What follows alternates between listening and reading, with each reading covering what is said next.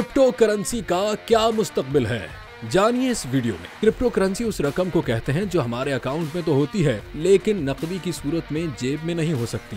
ये दरअसल mode of payment का जदीद तरीक़ाकार है। बहुत से ममालिक में डिजिटल करेंसियों में कारोबारी लेन देन का आगाज हो चुका है और पाकिस्तानी अवाम की भी एक बड़ी तादाद बिटकॉइन और दीगर क्रिप्टो करेंसियों में खासी दिलचस्पी रखती है। ये डिजिटल करेंसी जो ब्लॉकचेन टेक्नोलॉजी के जरिए चलती है, इसने दुनिया भर में मालियाती लेन देन और सरमायाकारी के रिवायती तरीकों को यकसर बदल कर रख दिया है।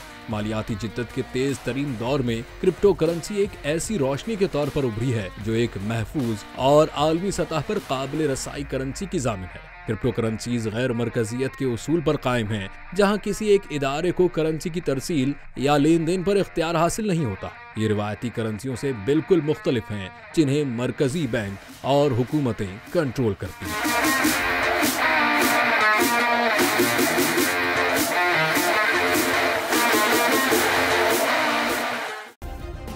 सब्सक्राइब करें और बेल दबाएं ताकि कोई खबर रह न जाए।